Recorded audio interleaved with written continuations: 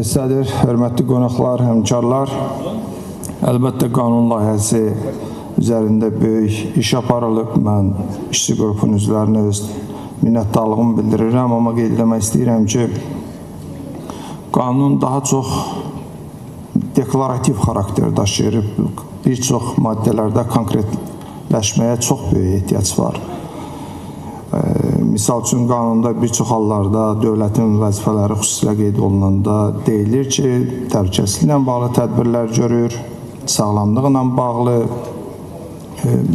müvafiq proqramlar həyata keçirir və s. Amma istirahətlə bağlı, o cümlədən digər məsələlərlə bağlı. Amma burada konkretliyə çox böyük ehtiyac var. Mənim sadəcə olaraq qeyd etmək istədiyim birinci oxunuşun tərəflərinə uyğun olaraq ondan ibarətdir ki, əvvəllər də bu məsələni Milli Məclisin iclasında qaldırmışam.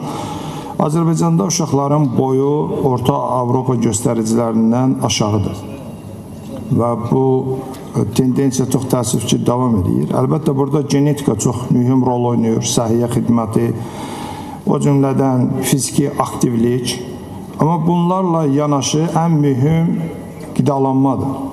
Uşaqların lazım olan vitaminlərlə təmin olunması, yüksək kalorili yeməklərlə təmin olunmasında ölkədə ciddi problemlər var.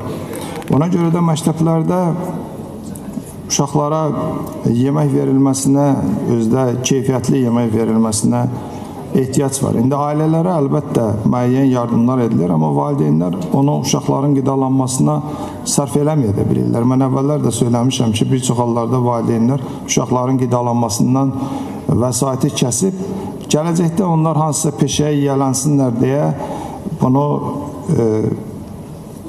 verirlər repetitorlara ki, repetitorlar uşaqları universitetlərə hazırlasın. Baxmayaraq ki, orta təhsil Azərbaycanda pulsuzdur, amma repetitorsuz universitetlərə daxil olmaq mümkün deyil.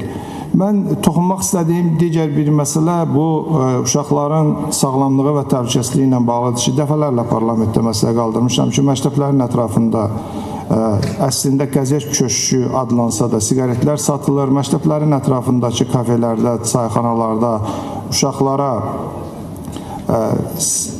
orada spirtli içkilər satılır və spirtli içkilər xidməti göstərilir, qəlyan satılır və müvafiq dövlət orqanları tərəfindən çox təəssüf ki, bu istiqamətdə heç bir tədbir görülmür, baxmayaraq ki, reklam haqqında qanunla, digər qanunlarla bu qadağandır. O cümlədən təhsil müəssisələri də bunun qarşısının alınması istiqamətində addımlar görmürlər.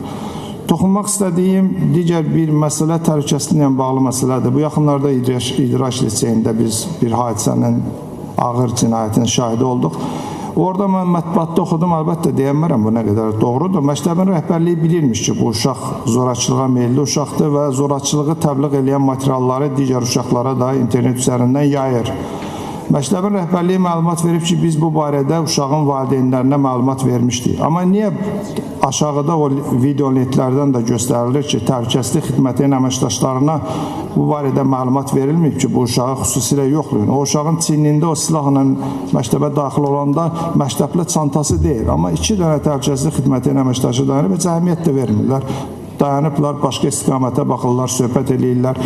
Sonra polisə bu barədə məlumat verilməyib. Bu bullying deyilir, artıq ingilis dilindədir, beynəlxalq terminə çevrilib. Bəzən məktəblərdə o xuliqan uşaqlar psixoloji baxımdan zəif, fiziki imkanları məhdud olan uşaqları incidirlər. Gələcəkdə bu uşaqlar potensial cinayətkar olurlar bir çox hallarda. Ona görə də əgər ilk növbədə valideyninə məlumat verilirsə və tədbir görülmürsə, bu barədə mütləq polisə məlumat verilməlidir və onlar xüsusi bir, onların siyasi tutulmalıdır və onlar nəzarət altında saxlanılmalıdırlar. Mənim başqa bir məsələ biz burada qeyd edirik ki, uşaqlar 15 yaşına qədər uşaqlar ağır işlərə cəlb oluna bilməz. Amma tutaq ki, 15 yaşına çatmış uşaq işləmək istəyirsə, o işi necə tapsın? Bunun üçün də xüsusi bir portal yaradılmalıdır. Məşğulluq idarələri bundan xüsusi qaydada məşğul olmalıdırlar. Yəni, dövlət orqanları bu istiqamətdə onlara kömək eləməlidirlər. Bir də Bakıda bir çoxlu yollar çəkildi. Velosiped yolları, digər avtomobillərin hərəkəti də məhdudlaşdı, çətinləşdi. Amma mən bunu alqışladım və hesab edirəm ki, buna çox böyük ehtiyac var. Amma uşaqlara balaca vaxtlarından velosiped sürmək öyrədilməlidir. O istiqamətdə hesab edirəm ki, qanunda müvafiq qeydiyyatlar aparmaq olar, diqqət.